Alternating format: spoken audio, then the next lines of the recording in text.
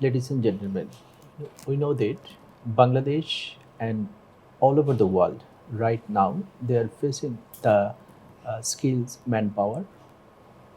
That's why everywhere the rescaling and re-educating system are very demandable in the world right now, and Bangladesh also the same thing. So today's session we discuss about the rescaling and re-educating for the manpower development all over the world.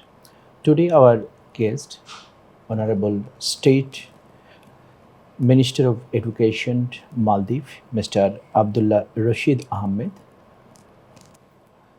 In my left side, our Honorable guest speaker, Dr. Professor Suthikorn from Thailand. Sir, we know that our education system and maybe Thailand and Malaysia system, Maldives.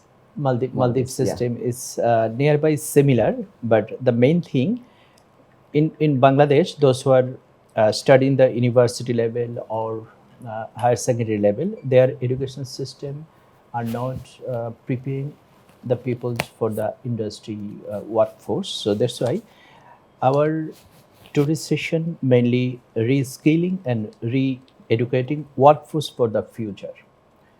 So what is the reskilling and re-educating the workforce? Okay. Thank you so much. As you know, we are living in a turbulent world, and what is permanent is the change. Everything is changing. Technology is changing. Knowledge is changing, and the demand for the labor market is also changing. With the Industrial Revolution 4.0, the requirement for the labor force, the skills is different and the knowledge is different. Therefore, we should reskill and re-educate our current students and youth to meet the requirements of the future workforce. When we reskill and re-educate the young people, we should consider the 21st century core competencies, which is very important, which really prepares young people for the future workforce. If we specifically focus on what is 21st century core competencies, let me briefly highlight those. One of them is communication. Communication is the most important.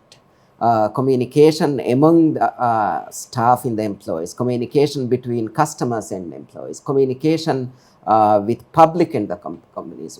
Whoever the future employee, communication is very important. Therefore, through education, developing communication is one of the most important. And another 21st century core competency which is required for future workforce, even the current workforce, is collaboration.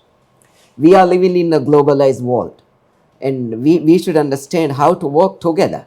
Especially in multinational companies, you can see people from all the continents. Therefore, you should be able to work with others. Therefore, the education system should facilitate students and young people to work together, to learn the new skills, to educate themselves. Therefore, that's the second one. So the first one, communication, second one, collaboration. And the third and very important skill for 21st century is critical thinking and problem solving, which is very important.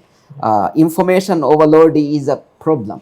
And to decide which one is right and which one should be rejected, developing critical thinking is another very important. And the fourth very important is creativity and innovation.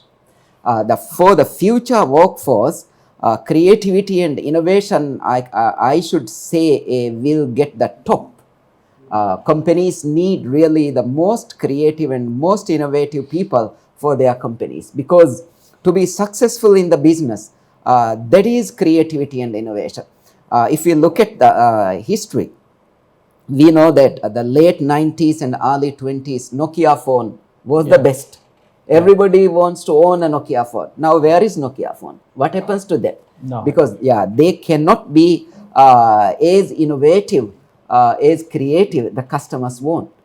So that's the point. Therefore, I can say to prepare our young people and to reskill and to re-educate, these four 21st century core competencies should be given the highest priority. Thank you, sir. If I asked you the question that why the rescaling and re-educating workforce is important, he Of just course. mentioned few things, three Yes. things he mentioned. Thanks for the questions. Of course, reskilling and re-educating is very important. These are important because as the world is changing very fast, as you know, the knowledge that anyone learn in school, in universities, within 5 to 10 years, it will become obsolete. The skill you learned when you were trained 5 years ago will have a new replacing advancing technologies within 5 to 10 years. From from from my perspective, for example, 20 years ago, when they first used smartphone, like 15 years ago, when they first used smartphone, it's a Microsoft smartphone. It's Microsoft Windows Mobile. Yeah. Now it's Android or iOS. So the world is changing very fast. Within 10 to 15 years, one technology became obsolete. And like the minister said, Nokia has gone, Kodak has gone, and many more companies will be gone. Their technology will be gone within 5, 10, 20 years. So this is why we need reskilling and re-educating, so to train people to be able to use a new skill, new knowledge, educating them to understand the new world, the changing technology, and so on. What I want to add on from the minister key skill for 21st century is one important thing is when you no longer when knowledge is no longer important, the key thing is the mindset. The mindset of the people, the growth mindset is the key. If you have the growth mindset, you keep unlearn, relearn, reskilling, re-educating yourself. This is the key. If you have the growth mindset, you want to advance your career, you want to advance your life, that's the way forward. You have to unlearn and relearn, reskilling yourself and re-educating. So I would emphasize the education, not to give only the knowledge, but also giving the right mindset, the growth mindset. Thank you. So you mentioned that communication skills is the important. Another one, the soft skills also is very much important for workforce as well as the technical knowledge. Because if technical knowledge is properly acquired, otherwise they always behind. Because those who are the expert, they can come forward. So what is your opinion? Yeah, that is very important. As my friend from Thailand, the professor, has mentioned, just knowledge is no need. Some years ago, knowledge was important because information was not available as easy as now. Because of that, just people just memorize and keep them. Now the knowledge is for the purpose of creating new knowledge and also using the knowledge to provide goods and services. As we all know, our economy is knowledge-based economy. Economy has, especially the first world countries, they have transformed their economy from production-based economy to knowledge-based economy. Where knowledge-based economy, knowledge is the most important resources to produce goods and services. Then where the technical and vocational education, so as you have rightly mentioned, it is very important. Therefore, when we reskill, when we re-educate, technical and vocational education should be given a very high priority. A few years before, people think that it's what is important is just white collar jobs. But now we know it's not only white collar jobs. Those who are contributing to the economy most are the technical people. Therefore, education system should take this into account. Even in the Maldives, with the new Education Act, it is an obligation to the government to provide technical and vocational education to students. Therefore, now the government has started implementing technical and vocational education in 28 schools, and this will be expanded by the other schools, I hope, in the new government.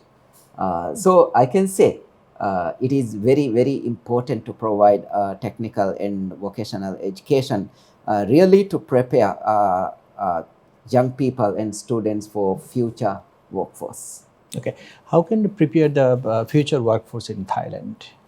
What is their government policy?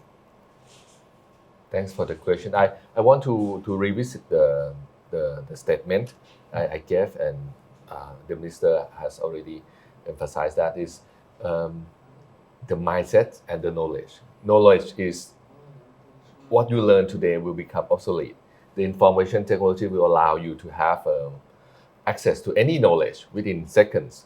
So in my class, for example, I no longer ask students to memorize things, but I ask them how fast they can search Google to find the answers.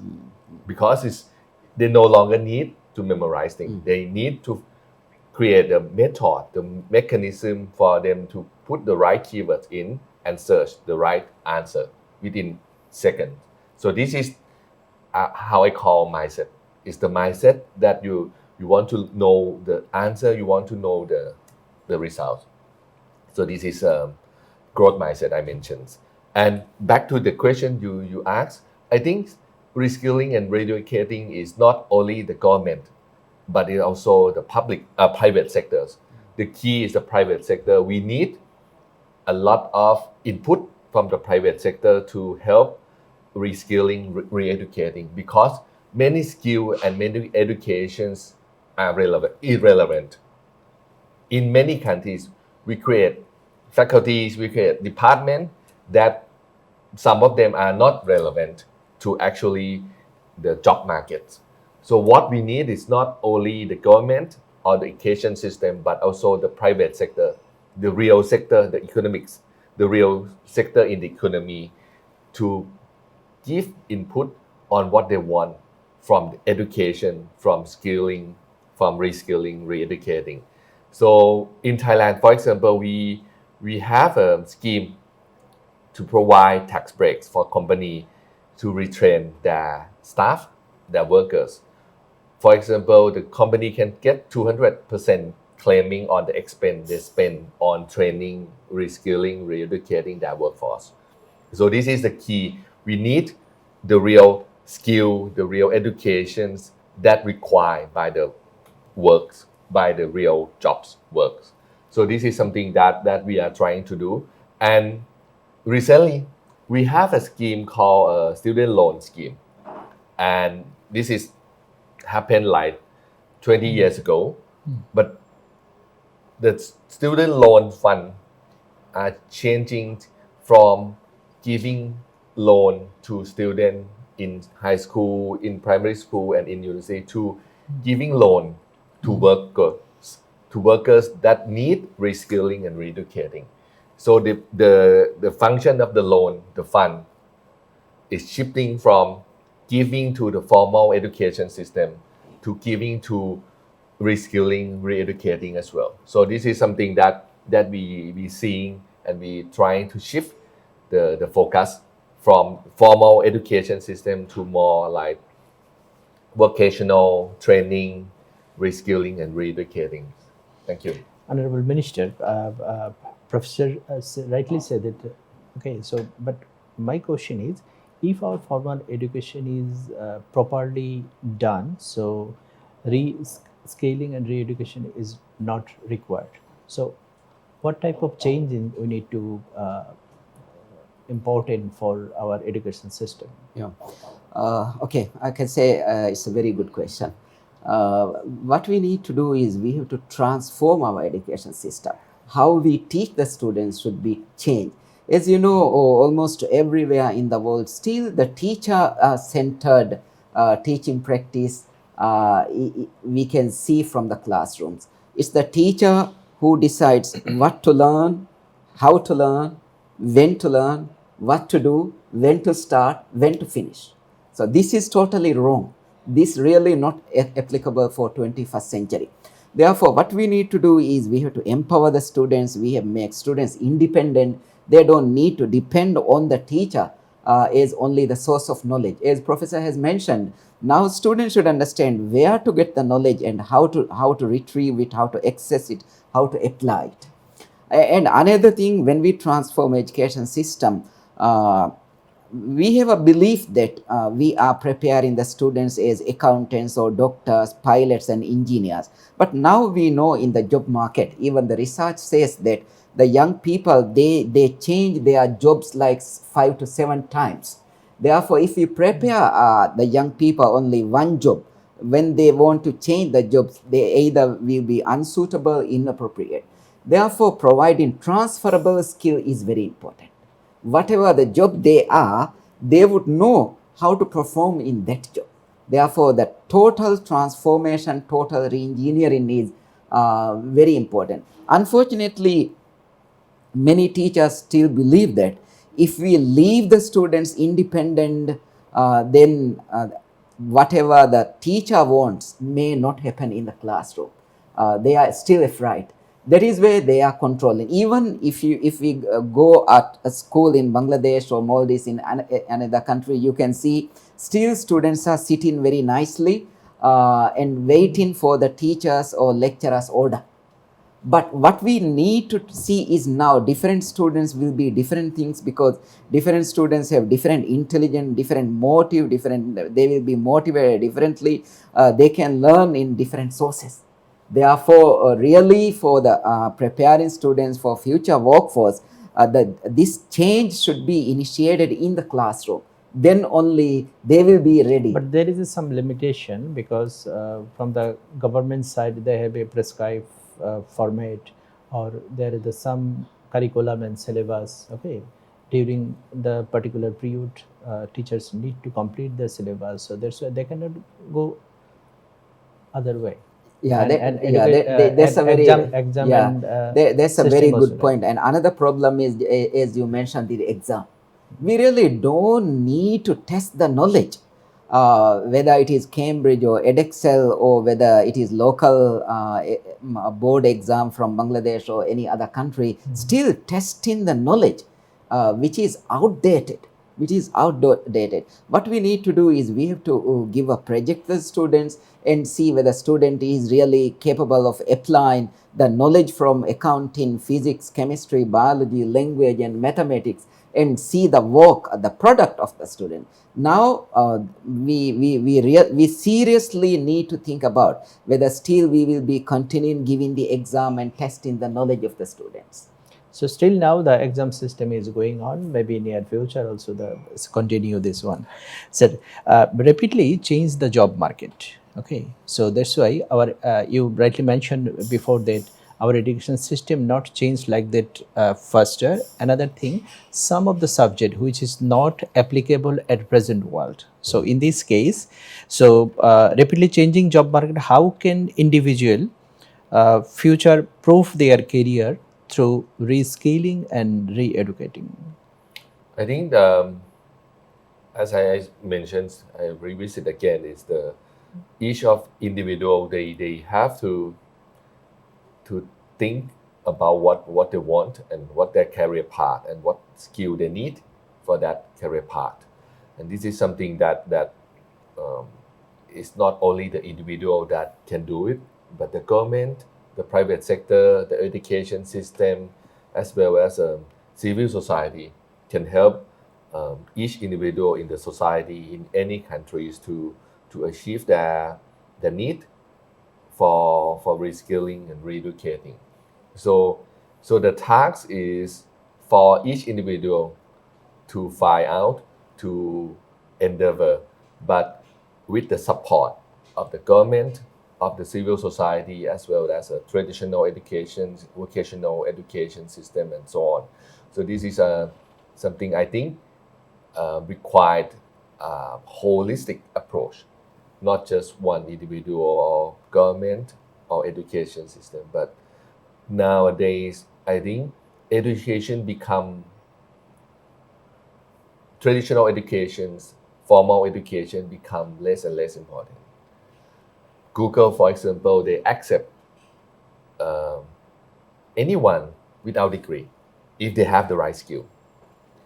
We used to worry that the machine, the automation will replace blue collar worker. Now we have to worry about AI will replace the white collar worker. So this is something that shifting very fast, and it's changing how the education system, the government approaching these issues. They no longer need. There are many skills that no longer needs. There are many education subjects that no longer applicable for the job market. So 30 years ago, there's around the world, there's millions and millions of typewriter, right? Typists, I mean. And nowadays, you can speak to the phone and they type. You can photograph any text in any books and it becomes electronics wording in the files. So there's no longer need for that skill anymore. So in the near future, we will have big change through AI revolutions. So there will be many jobs that no longer require. There will be many skills that no longer require. So this is pretext warning for the existing system, for the government, for the university, for the schools to rethink about what they should approach, educating, re-educating people. Thank you, sir. In our country at present, nearby 74 million people are workforce, if we say.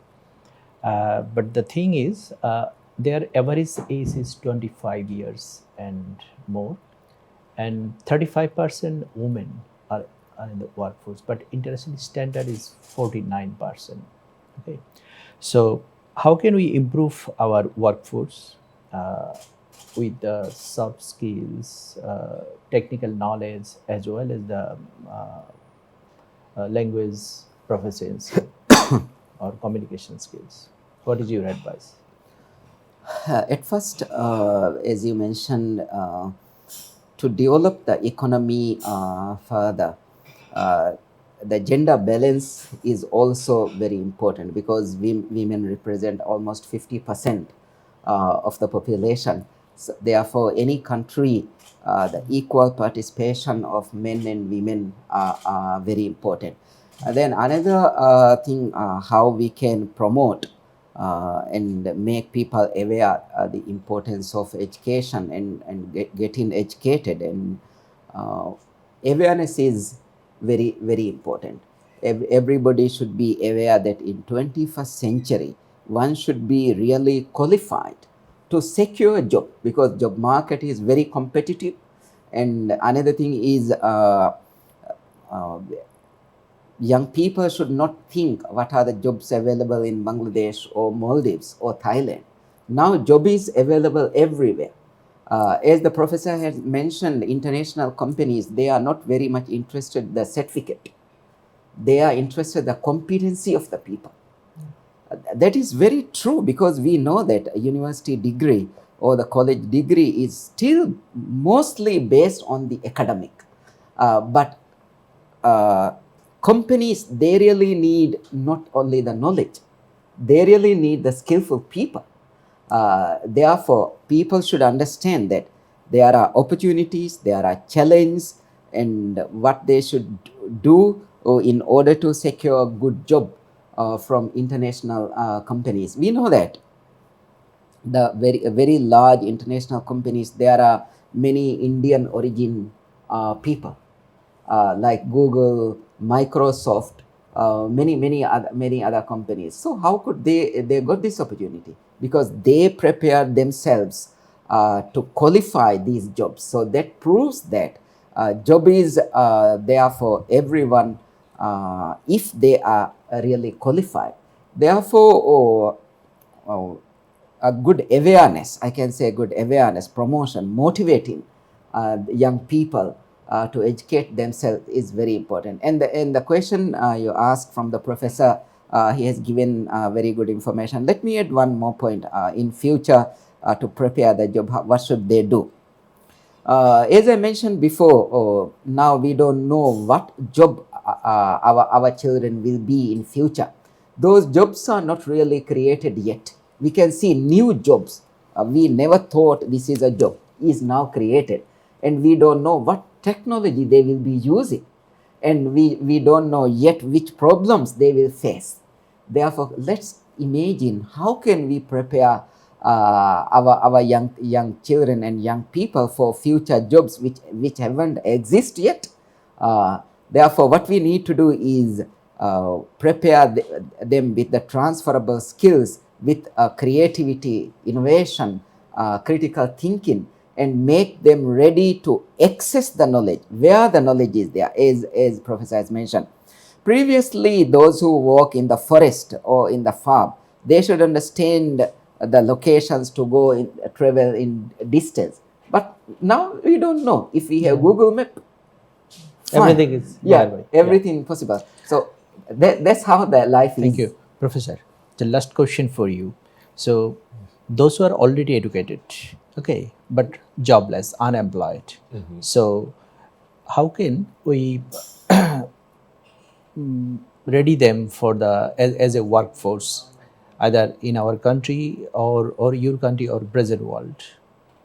I think it's, the government and the private sector has to come out to help. I mean, there's many training programs organized by the government. There are many training programs in collaboration with the private sector that need specific skill, and they help retraining, reskilling, reeducating those unemployed. In Thailand, we have these kind of things. Even some of the civil society helping unemployed who are homeless, and they reskilling them to do software work. I mean, computer software, helping them to understand how to do the using the computer to do things. So this is something that happening in Thailand, and I guess there's many similar approach all around the world. So this is something that I think it's not only one side, it's not only the government, it's not only the private sector, but it's a holistic way to do by collaborating between the private sector, that what kind of skill they need, what kind of worker they need, and work it with the government support in terms of funding, in terms of locating the right employees for the private sector, the right people for private sector to retrain and reskill and re-educating. So this is something I think very important for trying to help those unemployed to reskill and re-educating.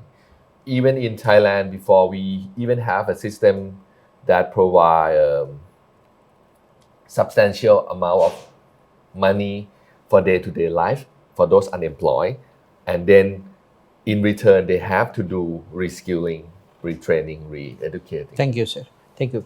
Concluding remarks from your side, Honorable Minister. To add what Professor has mentioned, your question is there are some people who are already educated but they don't have a job. One skill we need to develop is entrepreneurship skill. We should not think that everyone will be an employee. We should train them as employers. So it's very important to have the entrepreneurship skills to identify what is the gap in the community and come up with a suggestion to fill the gap. So that is their own business. So promoting and creating more entrepreneurship skills really will minimize the unemployment rate. Thank you very much. Yeah.